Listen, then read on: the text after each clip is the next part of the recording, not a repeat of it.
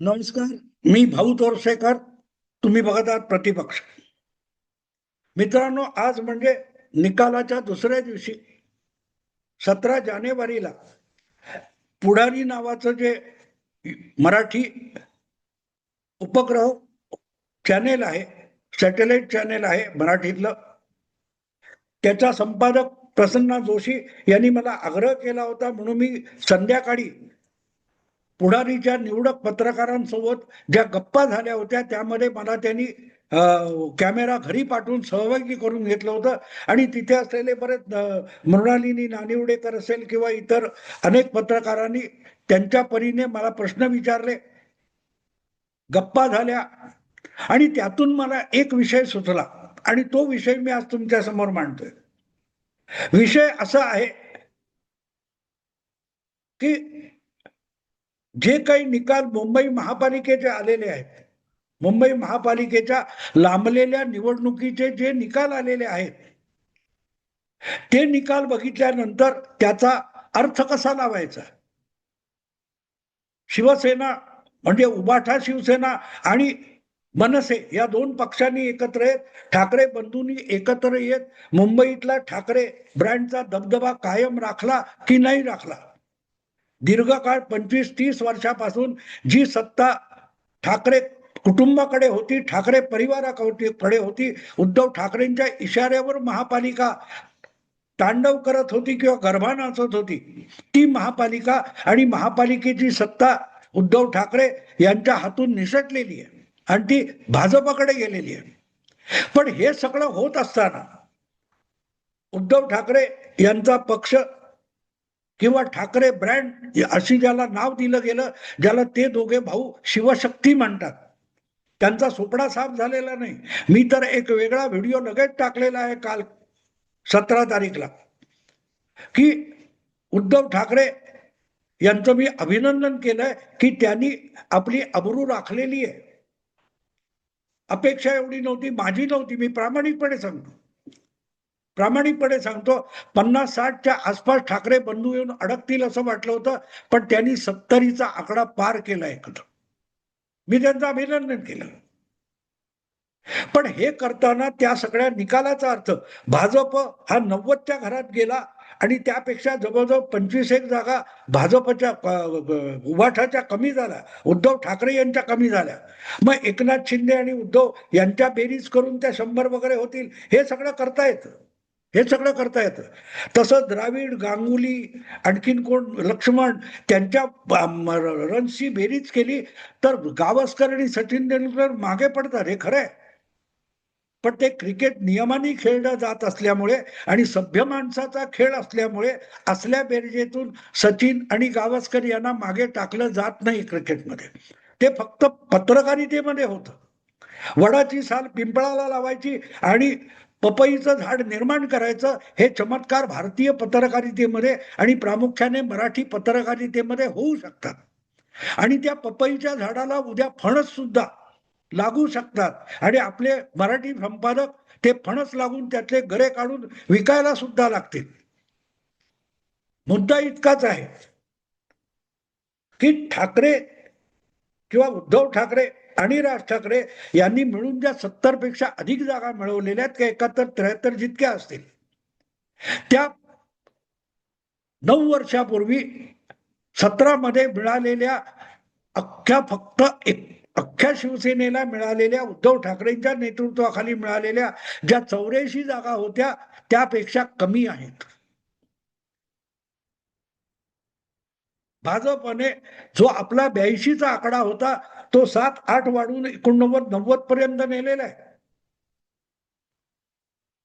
आणि अशा वेळेला या निकालाचा अर्थ कसा लावायचा, तर ते जेव्हा आमच्या गप्पा चालू होत्या तेव्हा एक डोक्यात विषय आला आणि तो विषय असा होता की मला पटकन वाटलं की मुंबईकराने म्हणजे अर्थातच प्रामुख्याने मुंबईच्या मराठी माणसाने, शिवसेना प्रेमी मराठी माणसाने बाळासाहेबांनी जे वचन घेतलं होतं ते मुंबईच्या मराठी माणसाने पूर्ण केलं. काय पूर्ण केलं?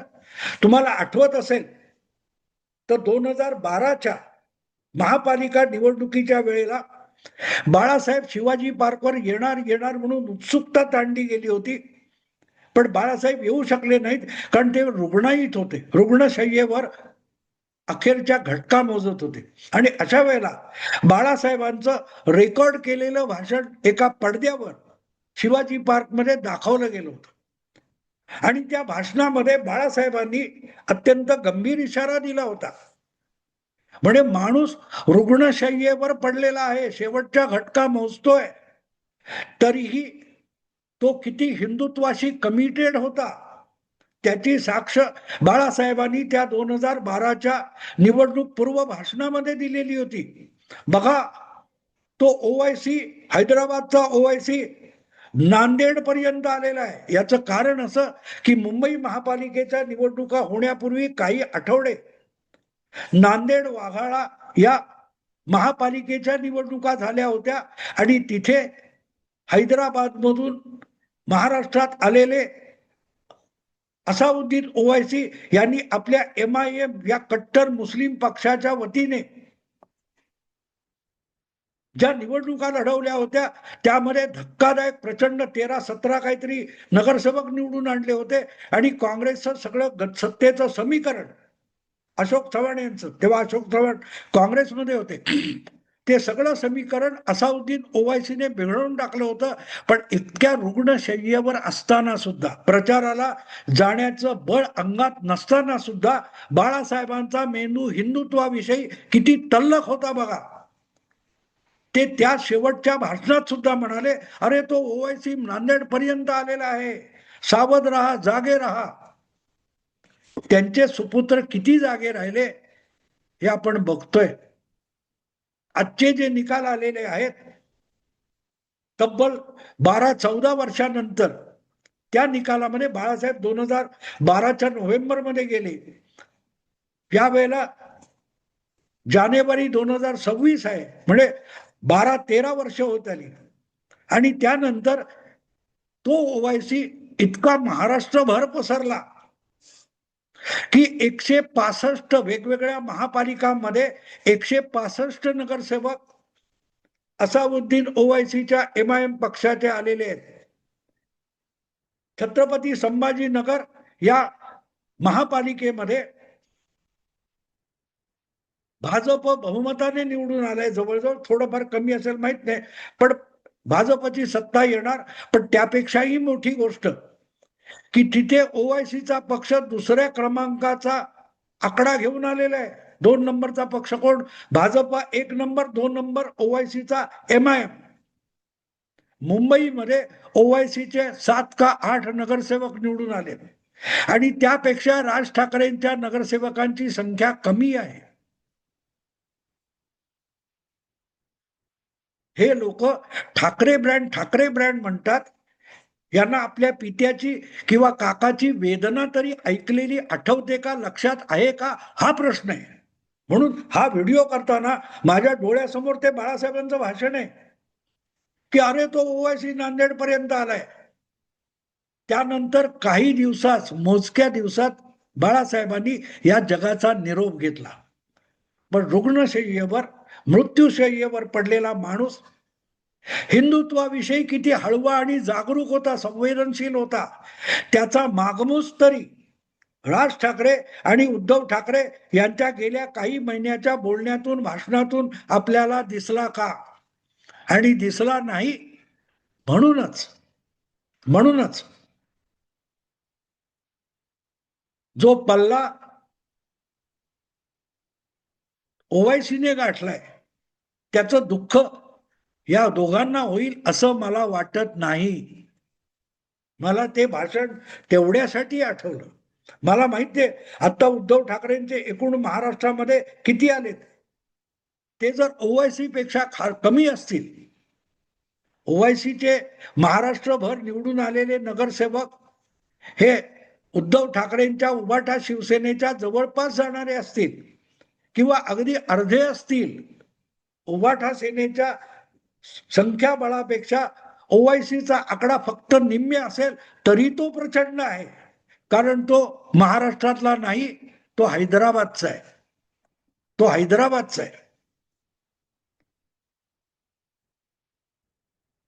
शेवटच्या भाषणामध्ये मृत्यूशय्येवर असताना आपल्या पित्याने काय शब्द उच्चारले ते आठवत नाहीत.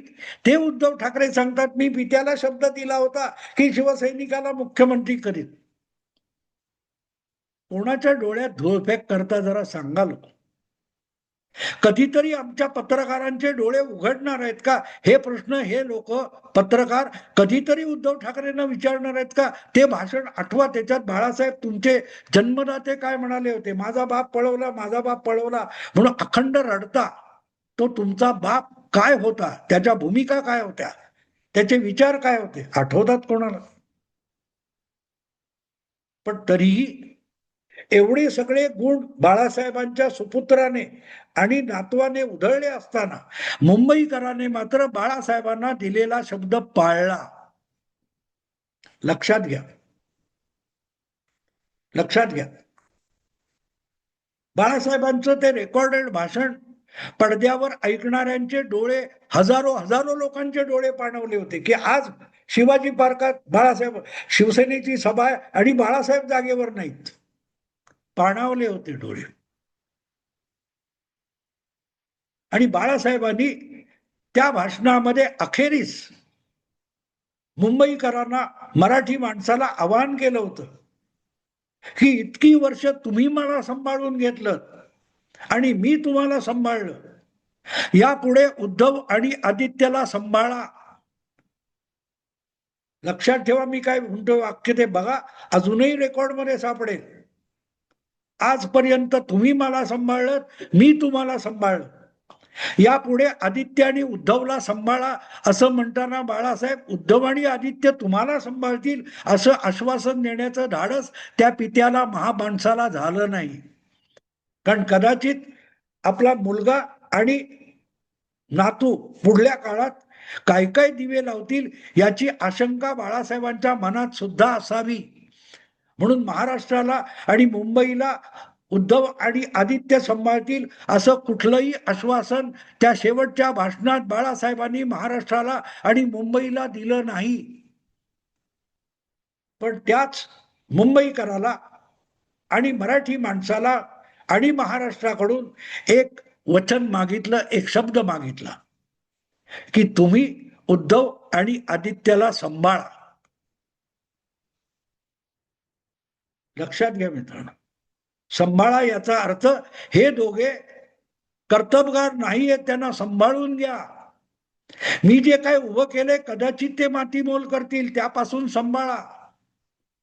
बाळासाहेब ठाकरे नावाचा ब्रँड जो मी उभा केलाय तो ही माझीच पोरं, माझे वारस मातीमोल करून टाकतील. तो ब्रँड वाचवा, थांबवा, टिकवा, तो वारसा टिकवा, असं आवाहन आपल्या शेवटच्या भाषणात बाळासाहेबांनी केलेलं होतं. आणि मुंबईकरांनी जर आज उबाठा आणि मनसे या दोन पक्षांना मिळून जी काय 60-70 नगरसेवकांची संख्या दिली आहे ती अब्रू झाकणारी आहे. यांना त्या पराभवाचा, अपयशाचं दुःख होण्याची शक्यता नाही, पण त्यात आपल्या बाळासाहेबांची बेअब्रू होऊ नये याची काळजी मुंबईकरांनी घेतली असा या मोजणीचा निकालाचा अर्थ आहे. जर यांनी मुंबई सांभाळली असती बाळासाहेबांच्या नंतर, शिवसेना सांभाळणं सोडा, मुंबई सांभाळणं सोडा, आपल्या पित्याचा वारसा सांभाळला असता तर ही अवस्था आली नसती, शिवसेना दुभंगली नसती. पण एवढं सगळं नाकर्तेपण दाखवल्यानंतर सुद्धा मोठ्या मनाने मुंबईकराने आणि मुंबईच्या मराठी माणसाने मुलाचे आणि नातवाचे अपराध पोटात घालून बाळासाहेबांची प्रतिष्ठा राखली आहे असा या निकालाचा अर्थ आहे. जो काय शिवशक्ती म्हणजे मनसे आणि उबाठा मिळून 70, 71, 72 काय ज्या जागा आल्यात ते अब्रू झाकणारा आकडा आहे. बहुमत नसेल, सत्ता गेली असेल, पण आजही शिवसेना मुंबई महापालिकेतला 2 नंबरचा पक्ष आहे हे मुंबईकरांनी दाखवून दिलं. आणि एक प्रकारे बाळासाहेबांचे बांग मुंबईकरांनी फेडले. बाकी पुण्यात काय झालं, ठाण्यात काय झालं, आणखीन कुठे नाशिकला काय झालं, किंवा तिकडे पिंपरी चिंचवडला काय झालं, कल्याण डोंबिवली विसरून जा, विसरून जा. ठाणे बाळासाहेबांचं पहिलं प्रेम होतं. पहिली निवडणूक लढवली ठाण्यामध्ये आणि तिथे सत्ता आणि नगराध्यक्ष आणला होता. तिथे शिवसेनेचं पूर्ण बहुमत एकनाथ शिंदेनी आणून दाखवलं. वारसा बाळासाहेबांचा कोणाकडे आहे ते समजून घ्या. आणि ज्या मुंबईमध्ये बाळासाहेब राहत होते, ज्या मुंबईवर त्यांनी आपलं साम्राज्य निर्माण केलं, दबदबा निर्माण केला, तिथे त्यांच्याच सुपुत्राला तो टिकवता आला नाही, त्यांच्या नातवाला तो वारसा पुढे घेऊन जाता आला नाही. पण तरीही मुंबईकराने बाळासाहेबांवरचं प्रेम दाखवत त्या वारशाची अब्रू उघडी पडू नये याची काळजी घेणारा निकाल दिले नाही.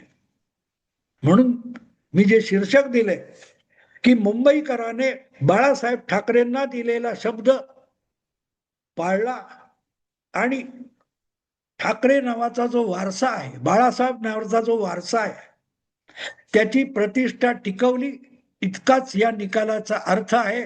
तेवढंच बोलून थांबतो. आवडलं लाईक करा, शेअर करा आणि प्रतिपक्षाला सबस्क्राईब करा. नमस्कार.